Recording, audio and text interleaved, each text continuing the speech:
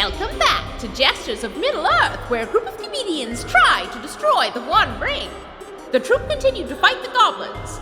Adam failed to tame the dogman. Guy noticed the goblins were sensitive to sunlight and set their tarp on fire to destroy their shade. And Tyler, who had run away, realized the others hadn't followed him, so he came back to help finish things off.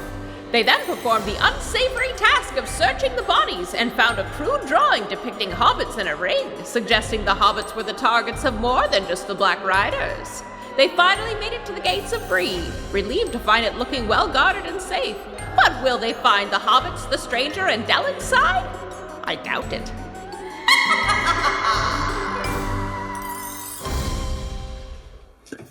Hello, everybody.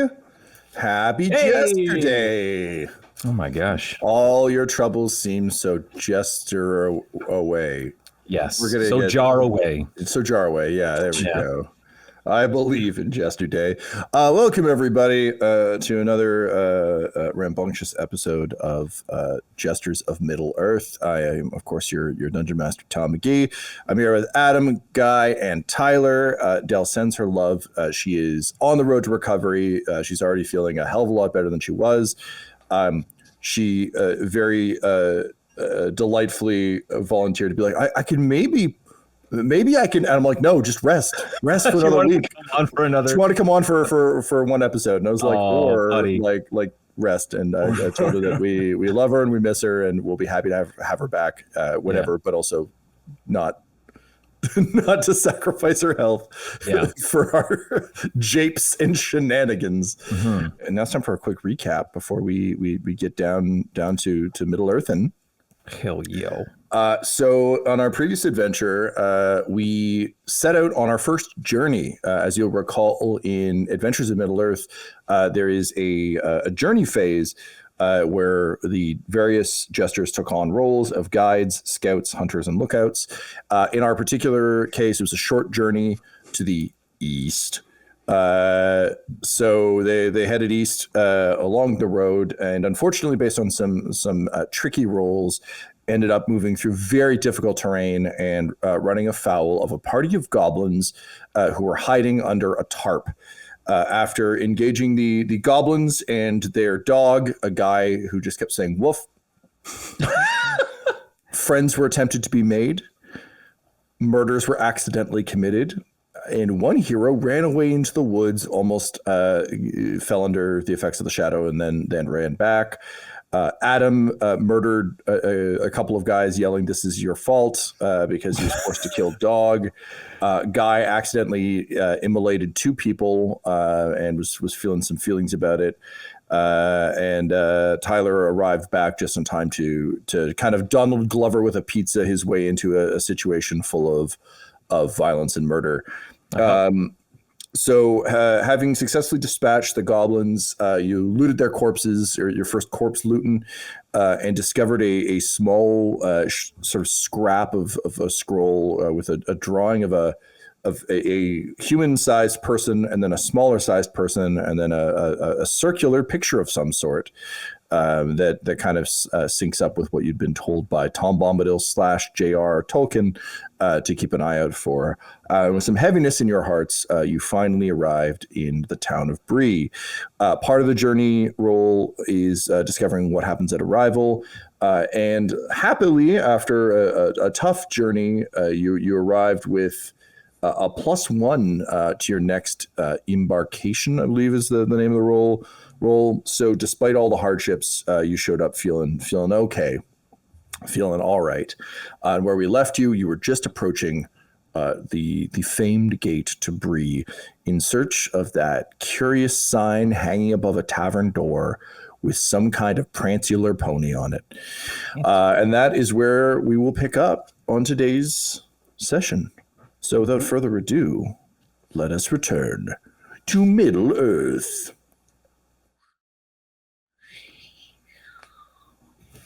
Now, if I saw Wet Change come out of the mists on a road, sort of as night is beginning to fall, I too would look like the sort of wide-eyed, vaguely suspicious guard who is staring you down holding his spear and shield a little bit tighter and kind of shooting glances to his partner.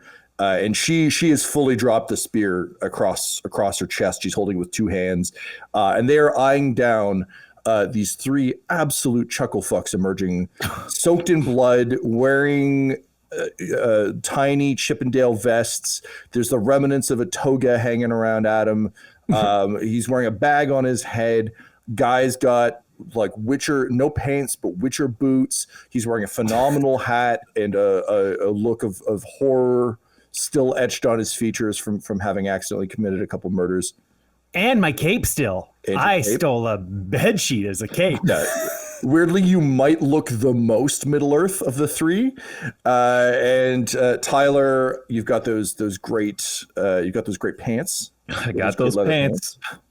And you're also wearing your vest as the three of you emerge, still talking about like what the scrap of paper could mean and what you're supposed to be doing and being vaguely confused.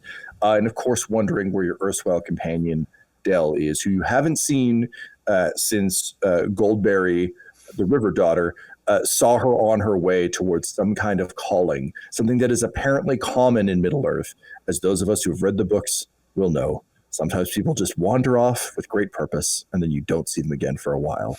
And here we are. So you have two guards giving you the stare down. One is looking a little bit more hostile than the other as the three of you approach the gates to Bree. Now, this is a big wall. This is like a walled-in town, and of course, in a world where there's like goblin raiders and orcs and evil spiders and ring wraiths and all that shit, it behooves you to, protect your settlement and that sort of thing. So this is, it's probably about a 10-foot wall. It's got like a couple of guard above it. It's got, the big heavy gate. And two guards outside. Now it is still daytime, so there's guards posted outside. They haven't gone inside the gate for the night. The gate is closed, and they're eyeing you rather suspiciously, particularly because of all the blood. What do you do? Don't worry, this isn't ours. Oh. What? We were attacked by a band of goblins. A bunch of little guys. We goblins? come in peace. Call them goblins? Goblins. Goblins? Round these parts? Yeah. Did you murder a bunch of hobbits? You monsters! What? They're just What? little guys. They just like cooking. You murdered them on the road? No. What? Tried to kill us. We defended Hobbits ourselves. tried to kill you? No, Did you goblins. steal their stew Goblin. pots? Are they the Goblins. same? No, there ain't no goblins round these parts. Then what did and then we- his what did we partner kill? raises her hand. Tyler, I'm going to give you a point of inspiration for what did we kill. She raises her hand and says, well, hang on now, Garth. We should maybe see what their story is. I see a tale of horror written on this one's face. She points at Guy. She says, so maybe they did kill some hobbits and they're just trying to move past their dark deeds by imagining they were goblins, So what is it? Did you kill a hobbit or a goblin, and why? Guy, can you roll me a persuasion check, please? Yeah, won't do nothing, I'm sure, though. Oh, dang, that attitude. Well, it's a 12. It's all right. That's an all right roll. Persuasive. Yeah. I believe him. All right, what do you say to persuade her? Well, look, Garth and person, we're not fooling you and we're not lying, okay? I mean, we can explain what these goblins looked like. I mean, we can even go back and get some of their stuff for you. I mean, we even brought some of it too. I was gonna say you got some of their stuff, right? Yeah. We got a letter or something. Yeah, I have, and I want to pull out the human dog collar. I'd be like, see, they had a man that they were treating like a dog, and they was around him. That's crazy. That is crazy. Yeah, but they were looking for hobbits, I think. They said they were asking for people with furry feet. Furry feet. Yeah, that's hobbit folk. They love their furry feet and eschew shoes in all circumstances. What do you think, Hooks? You think they're on the level? And the other guard, Garth Hooks, Here we go. looks at all he says, yeah, I don't know, Alaka. What proof do you have they're looking for hobbits? Oh, Adam. Oh, yeah. Okay. So here's proof. It's gross, but here, look at this. It's a picture that I think is on skin. It's pretty nasty, but look. Yeah, that's skin, all right. Yeah. I can spot skin a mile away. Yeah. Wow. But like, this is what the goblins had. And I think they were looking for these people. And we are, in fact, looking for these people, but not for the same reason as the goblins were. Yeah, we don't want to kill them. No, we want to help them. Right, so you're protecting hobbits. Yeah. Well, yeah. Well, yeah. If this person on this picture is a hobbit, then we are going to protect this person. Alka, what you think? You think they're on the level? And she goes, yeah. Not many folk out here would be talking about protecting hobbits for no reason. That's too kooky a story to make up. And she again looks at Guy and she's like, and I see haunted features on this one, which means he's seen some shit. Your first kill? Yeah, my first twofer. I have a 2 for 2. You guys, jeez. Yeah, Oh. Tyler, we when you were lost in the woods, we were. Oh, I was fighting running. Yeah. Well, I was trying to be nice, but yeah, we had to kill. I killed a goblin, and I had to kill the dog man. Oh my God. Yeah, and I pretty much just pushed a cart, but those goblins made it go downhill. If you catch my meaning. You ran them over with a cart? No, they just freaked and they did their own demise. But I was burned there. them. I saw you. You Burned them?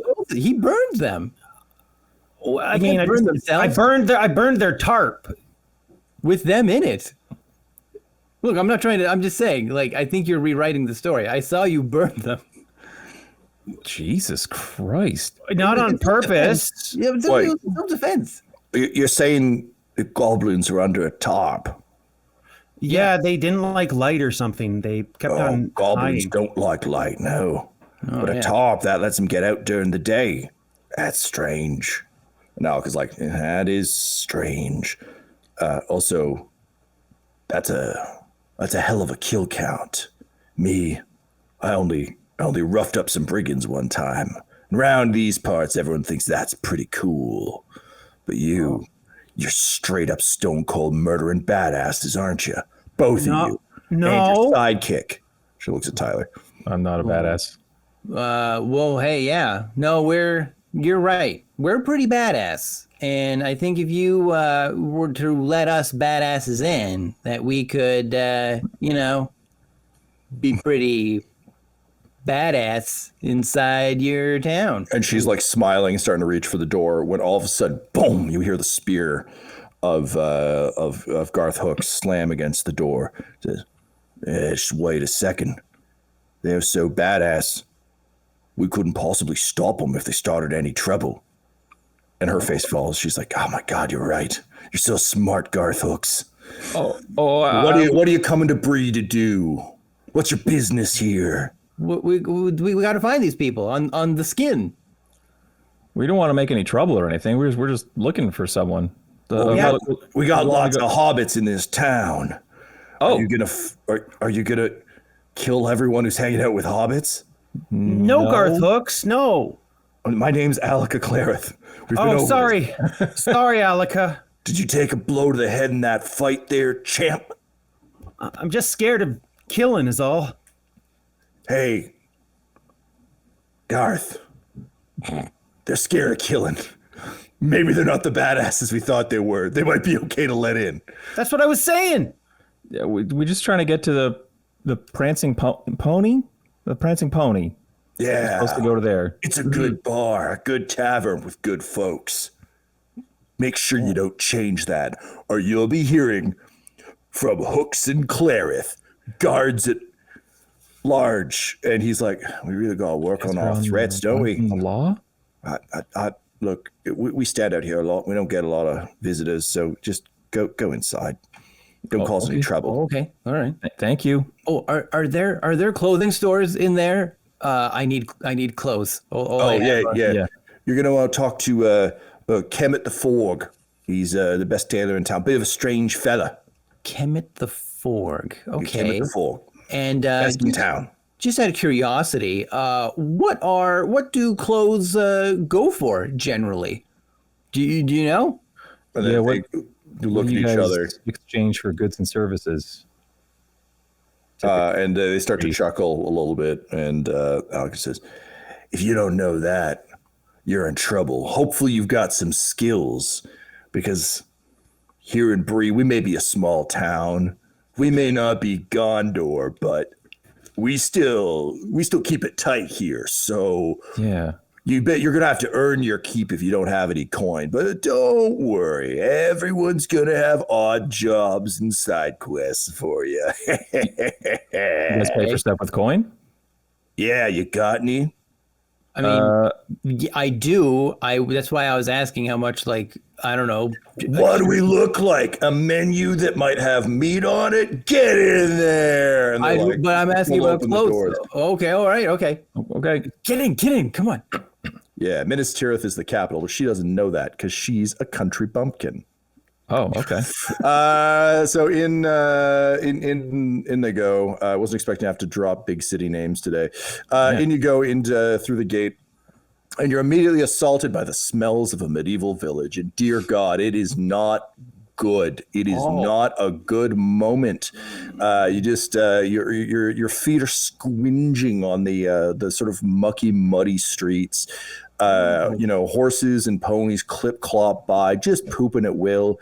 And it is showers and showers don't exist. Baths exist, but not for the common folk. So you just get absolutely rolled over by the stench of a medieval town. But otherwise, look, it may not be Minas Tirith, but it is still pretty impressive. I think to three modern folks like yourselves, it would look a little bit like a theme park.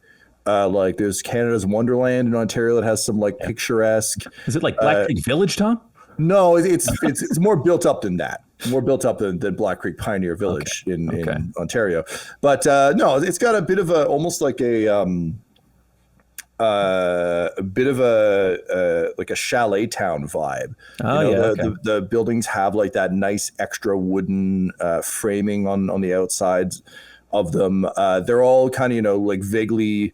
Like my frame of reference would be either like a Soulsborne game or the Muppet Christmas Carol. It's that kind of shit, where you're just seeing like sloped roofs and kind of crooked chimneys, and the place is full of hustle and bustle. Like people are darting here and there, and with the three of you just kind of standing around, taking all this in. You're almost bowled over as a merchant pushes past you with a cart, just hurling muck up onto your legs as they roll by. And this is your introduction to the fair city of Bree. So you're inside now. The gates close, and you are free to explore the town. You're three out-of-worlders hanging out in this muck town. What do you do? Okay, we're in. Nice job, guys. Yeah. God, this place stinks. Yeah, it's like a Shit. campground's urinal in 40-degree weather in the summer. Yeah, it's like that. Remember Black Creek Pioneer Village, but somehow worse. I don't. Yeah. Yeah, it's like a third stinky thing, thus completing the rule of threes requirement. Yeah. Yeah. I've smelled Bree before. I like the smell of Bree. I think they name it like Stink Town or something. This place sucks. A rather harried-looking guy in an apron sprints through the mud and muck, just splashing mud. God. No. He says, "Hey, sorry to interrupt. Did I hear you reference the rule of three, the comedy rule of three? Yeah. Are you comedians?" Well, we're sketch comedians, but yes. yeah, We're adjacent. change. Yeah, more like actors, but that are Oh. that can, yeah. Oh, so you only do Oh, so you only do famous works of fiction. You don't do funny things that would entertain a crowd or a bar. No, we do that. Yeah, we do that. Okay, but Well, it so depends wait, on so the do you bar. act or do you draw? Because I understand sketching and I understand acting, but what's your sketch? Oh, sir. By sketch, we mean tiny performances Or skits, as my dad or would say. skits. Oh, you do skits. Oh, I love skits. Oh, those are don't so call them. funny. Oh yeah, where it's not quite enough premise to last for a whole show, but it's like just enough to be entertaining for a small amount of time and sometimes a bit too long when, yeah. Oh, that's Sketch great. comedy. That's great. Okay. You're describing sketch comedy. Listen, you're lifesavers. We were expecting the great Bruce Springsteen to play at our bar tonight, and he just totally fucking bailed. No one's seen him, and we're fucked. If we don't have some entertainment, the pony just that place is gonna burn to the ground. So look, could we hire you maybe with we don't have much money, we run a tight ship, but if you need a place to stay or like a meal or some watered down booze, we could give you that. Yeah. Or Yeah, like we're in. clothes? This is at the Prancing Pony. Yeah. That's where that's the place. You heard of it? I'm going to turn to Adam and Tyler, and I'm just going to give them a look like, let me handle this. Yeah, we have. We're just wondering, though, since we're traveling artists and we're very in demand, we're wondering if we could get an advance on payment. We'd like to be able to purchase some clothes real quick as we lost our costume attire. Oh, oh yeah. Oh, he looks goblins. down and he's like, oh yeah, this could be real tough because we have a no pants, no service policy at the Pony. And I mean, this guy's okay, but the two of you, and I mean, I know traditionally it's no shoes, but we like to serve hobbits, and those guys don't fuck with shoes, so they're allowed in. But yeah, you guys are gonna need some pants before we do this. And I can't advance you any. I can advance you a place to stay. I can give you a room, and I can give you food. I can advance you do you guys like clacky bread? It's like bread that's really hard. No, we hate that bread. no. Hey, do you happen to know Kemet the Forg? Oh 'Cause shit! Don't call him the fork to his face. He hates that. Oh, Really okay. offensive to him. But yeah, I know Kemet. Everybody knows Kemet. He's the best tailor in town. Do you have a good relationship with him? Do you think you could get him to give us a discount or maybe even free clothes? Free clothes? Free clothes? Nothing is free in the town of Bree, at which point the mists swirl up and come rolling down the street, Sam Raimi style, just pouring out and rolling and just burning towards you. And all of a sudden, Adam, you are just it comes up in a wave and just encircles your waist, knocking you back a step. And as the mists clear, you find yourself wearing a fine kilt. Hey, all right. And Look at this, fellas. Aaron Fudge, loyal bar patron, looks down and goes, oh, okay, well, I guess that is free in Bree. And we'll take a commercial break. Free and Bree.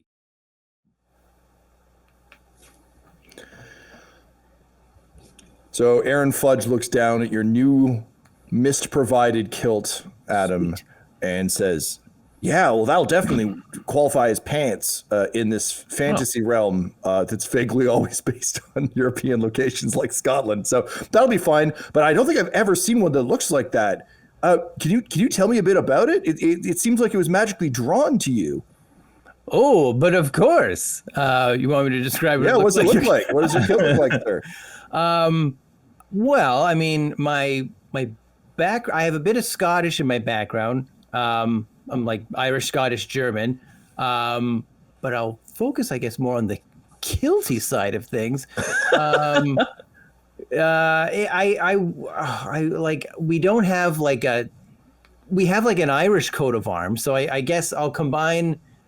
Okay, my kilt looks like Rowdy Roddy Piper's kilt. That's the first kilt that pops into my head. All right. Yep. Good. Good. It's like red, and I think sometimes he has like black and white, like little squares and like checker designs. And then the buckle, I guess, would be the McNamara coat of arms, which luckily I'm in my nerd room, so I can just look on my wall and tell you exactly what it is. And it's there's a gold embroidery around the sides that are like leaves and different things like that. There's a knight's helm on top with the feathers sticking out. Then the interior is red, which matches the hot rod. And then there on the top left and right corners, there are 2 torches. And then in the middle is one of those medieval lions. And it looks like it's kind of standing, almost like it kind of, I've never noticed this before, almost like it kind of has the Fighting Irish kind of stance to it. Stance. Yeah, but it's like a ye old drawing of a lion, but like, oh, come and get some, Lion just squaring up. Yeah, which is really awesome. So, so I have that as my buckle. Great. Yeah. So you've got the Irish fisticuffs, the fine German engineering of the buckle, and then a Scottish coat of arms. All right. I like it. I also, VW. I would have just given like all my money at him if when you said, I'm going to look up my wall and describe my family crest. If you just started describing He-Man or a Transformer or like another 80s favorite action figure of yours, that also would have been acceptable. But I like the Rowdy Roddy Piper. That helps me a lot. So yeah, so you describe that, and Aaron is just nodding. He says, wow, you know a lot about that random garment that just blew onto you. That's very impressive. Your skits must be phenomenal. Okay, yeah. So looks like it's just this guy then who's pantsless. So yeah, I can come with you. I mean, Kemet's pretty particular. I don't think he's gonna love me just kind of busting in there and trying to wheel and deal. I think flattery works really well on him, and sweet talking. But you know, he and I, like, we went to school together. We've known each other a long time. We're not friends. I don't think I'll help.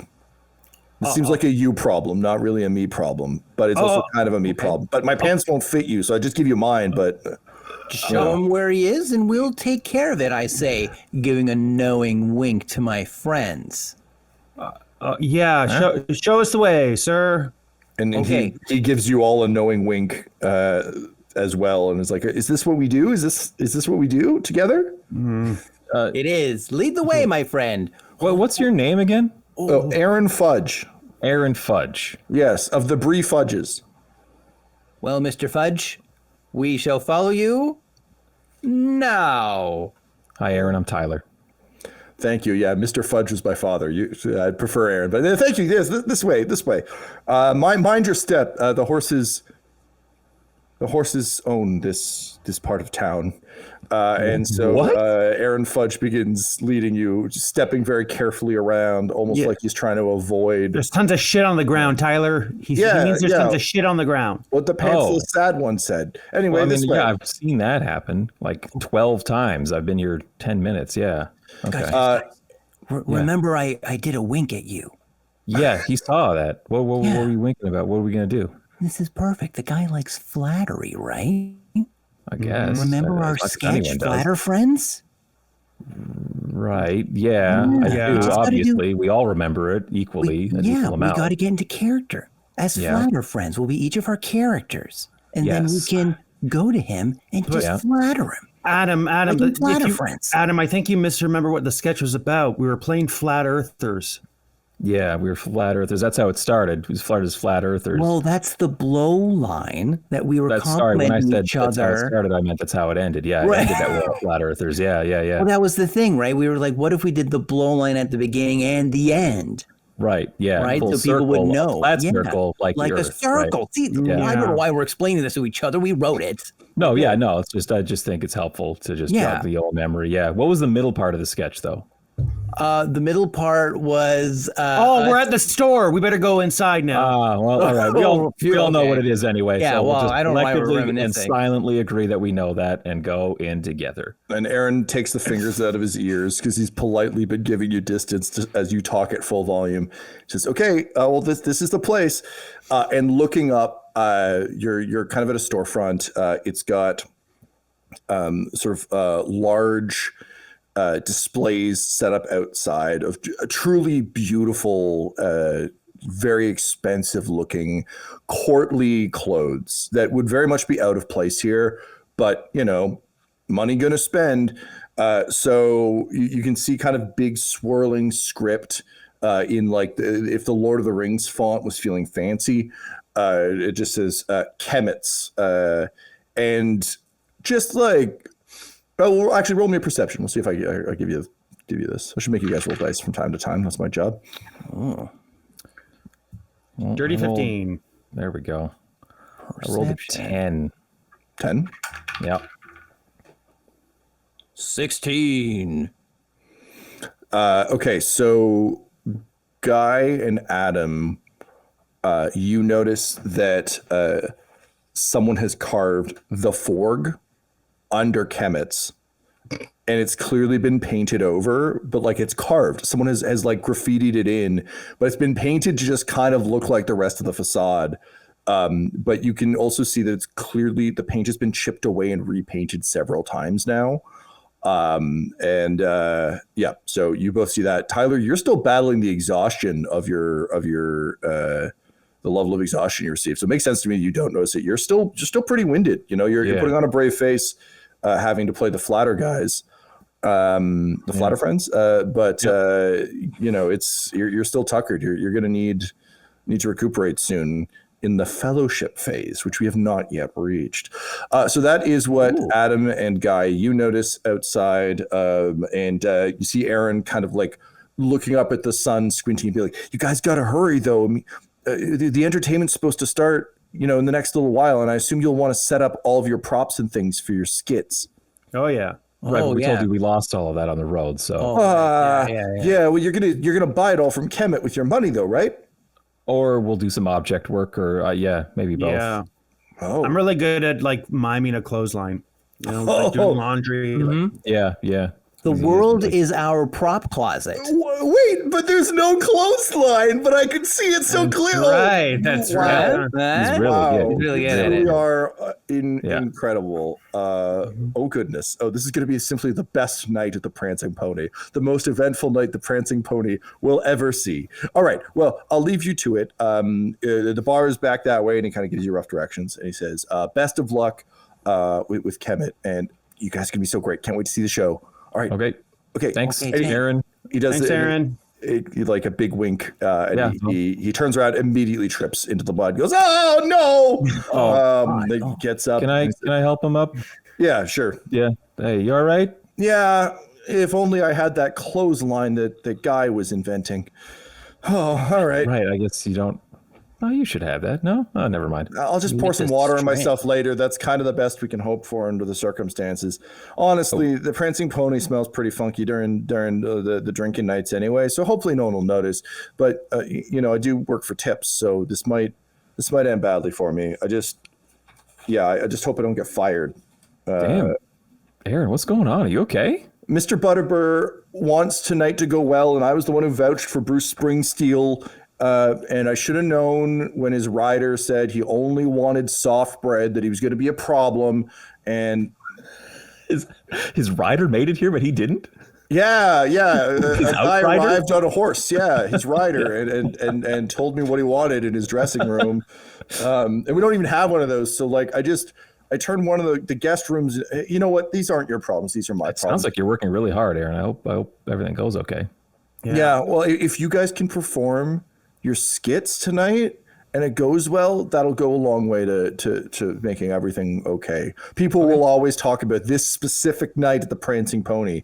When was it Moist Change? Was that your wet change? Wet Change. Moist was the guy that died earlier.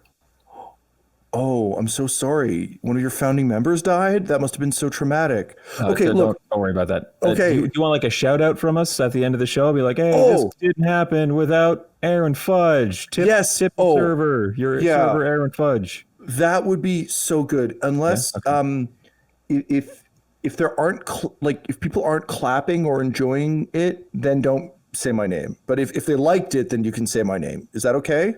Yeah, that makes sense. That's usually how it goes with I'm not us, going to yeah. begrudge you for hedging your bets. You don't know us. That's fair. Oh, thank you so much. All the clacky bread you can chip a tooth on. It's gonna be great. Okay, good luck. Bye. And he runs off down the street. All right. Okay, guys, let's get into character from Flatter Friends, okay? Okay. I was the Southern gentleman. Yes. Yes. And what was I again? You were the Australian Right, of course. gold miner. Yep, of course. And Guy, you were the other Southern gentleman. you were the toothless prospector. Yeah, but he's a gentleman. Right, the gentleman prospector. I remember that. Yeah. Yeah. The gentleman prospector, no teeth. Yeah. And really play up. Remember that how little teeth he has. Okay. Yeah. Okay, got it. Okay, let's go. Okay, I got your back. We like Got pat your each back, other. got your back. Got your back. Got your backs. I gotta get in there. Got your back down. And you all back, kind of, perhaps inadvertently, notice there's a bit of a gap in your little circle as you're hitting each other's backs where Dell would normally be. And it's just like you're all reaching a bit further to back pat. There's just her absence is notable, but you have pants to get, so you have to forge forward. Let's do this for Dell, everybody. Yeah, this is usually when she'd say, "Don't touch me," but yeah. Don't touch me, then don't fuck this up. Yeah. I mean, it's good advice. We won't fuck this up. Yeah. Okay.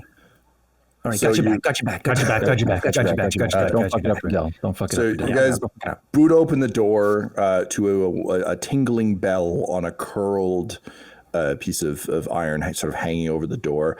And this place is packed with mannequins in costumes. There's just like reams of fabric everywhere. It looks like a bridal boutique, but if it shrank. So it's just like there's just a lot of like frills and outfits kind of all over the place. But as soon as the tinkle of the bell is heard, a figure comes quickly moving through the store from the back, like a shark moving through water. And bursting out from between two dresses is a sort of a gaunt man with a grayed pompadour. His hair is kind of up and back. He's got a high collar, wearing kind of a faded purple outfit that looks very expensive. The kind of thing you would kind of associate with like a King Louis style court. But from the waist down, he kind of has to concede to the realities of living in Bree. So it's, there's still that sort of purple color, but they're leather pants. He's got kind of more formal boots. Okay. I thought he was just going to be caked in horse shit from like the knee down. Yeah. He's just a walking privy. And he kind of like narrows his eyes. He's got a bit of like an Ed Harris thing going on.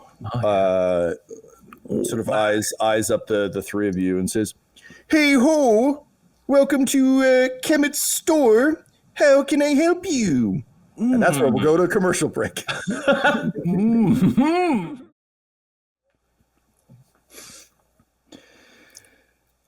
And so, standing before you is Kemet.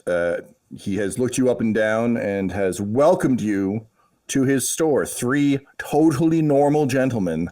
What do you do? Oh, my, it's like I'm in a little bridal shop.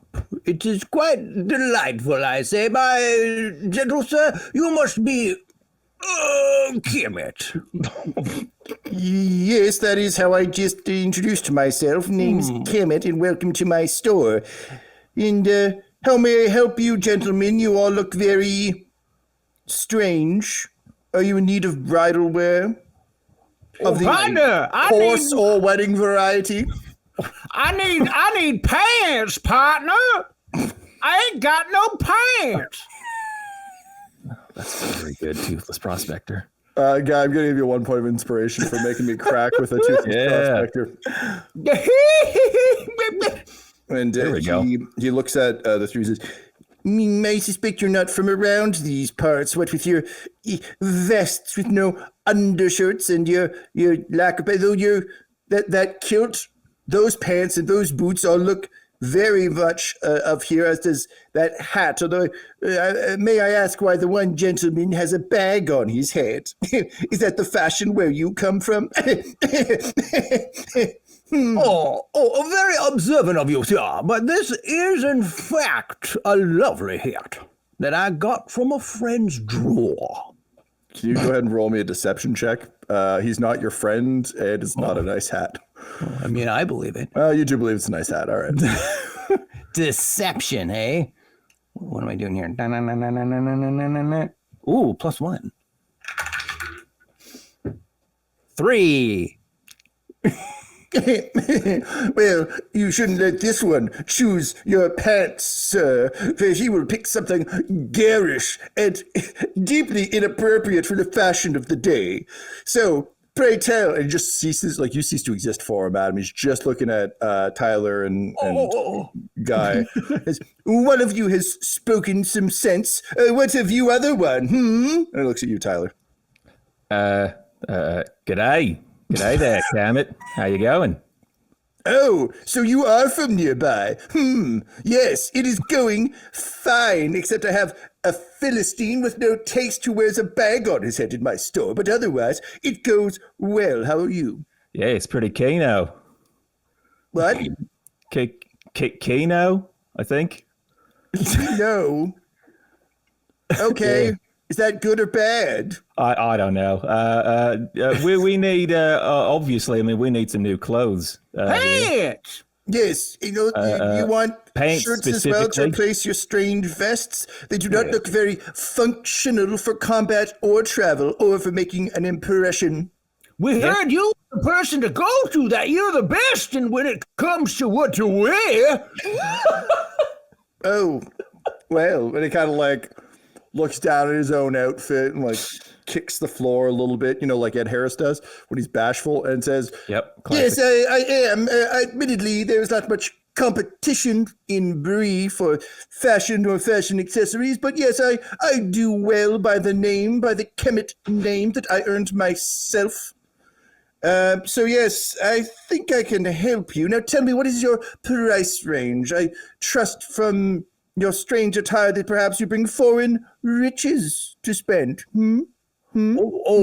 Absolutely, sir. We have gold on our person, as well as several items that are, I guess you could say, out of this world. Oh, do you carry them in the bag on your head? If so, I would like to see them. It is in this pillowcase I carry over my shoulder. I say as I slam the pillowcase down. Well, before I deign to flip through my extensive archive of clothes, perhaps I will look at what is in your satchel. Let us see. Let us see what your goods are. Tell me about them.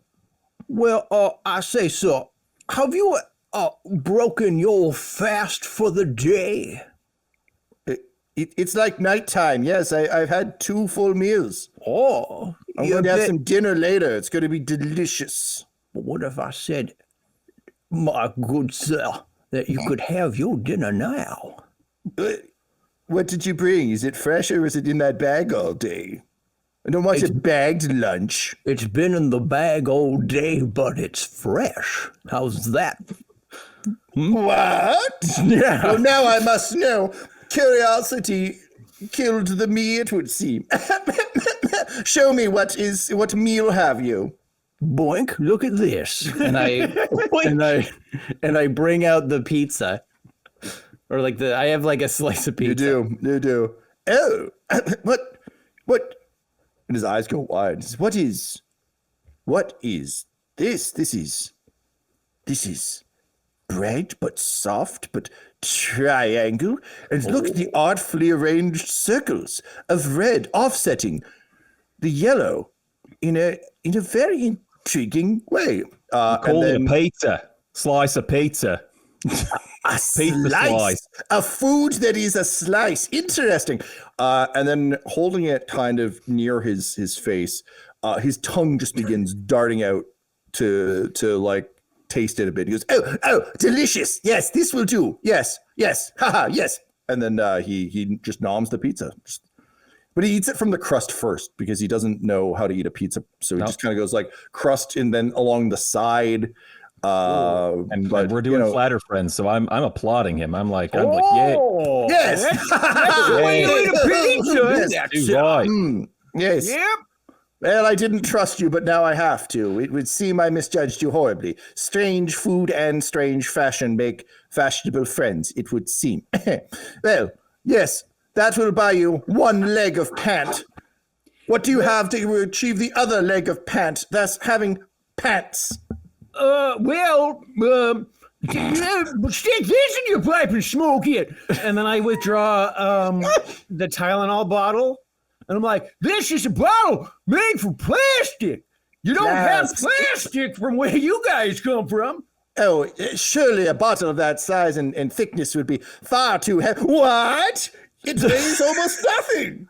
That's right. And it's not porous or nothing. You can't crack it, smash it. It floats. It's a bottle of plastic. Incredible. Is this Elvish script? Yep. Wow. Well, you've won me over entirely. No flattery required, it would seem. Just bribery. Fine. You have brought me otherworldly gifts. You may have otherworldly pants. And Guy, he takes you back to a rack of truly the most bizarre pants you can imagine. And because you have bribed him with a slice of stale pizza that's going to make him violently ill later, and a bottle of Tylenol that he will not be able to open because he doesn't know what a child lock is, Kemet the Forg presents you with an option of pants.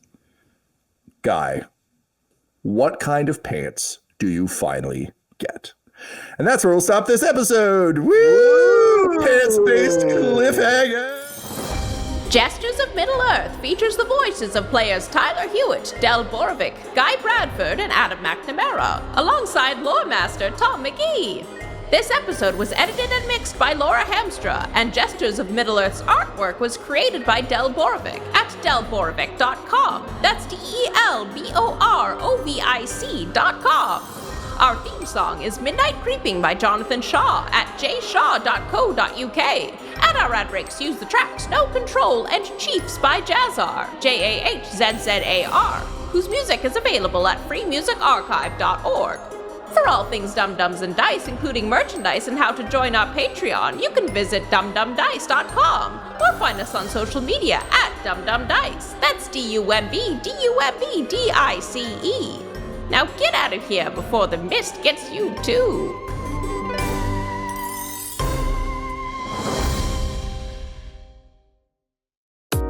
Dum Dums and Dice has to give a special thank you to the supreme beings of our Patreon at this time: George Dolby, Gavin and Abby McDonald, Grandma Likes D&D, Alan, Stabby Stranger, Alarain Okapi, Madre de Gatos, Mithrian, Garbo Ape, Sam Schaefer, Waffle Marine, Dia de los Hoodless, Squishy Werewolf, Funky Head, Accent Therapeutic Services in Florence, Kentucky, Lale, Jordan Oliver, Richard Wright, Brittany Fenwick, Megan Werner, A Man Out of Time, Curtis at FingerTechRobotics.com, Panda24NN, Your Homeboy Bones, Ellis Hatch, Odigenous, Kai Koa, Squire Solaire, Sandy Sassy Pants, Amira Lockhart, James Molina, Nick Hemsing, Alex LaFountain, Mickey Blake, Seth Cambron, Corpse Knight Silver, Adamir 101,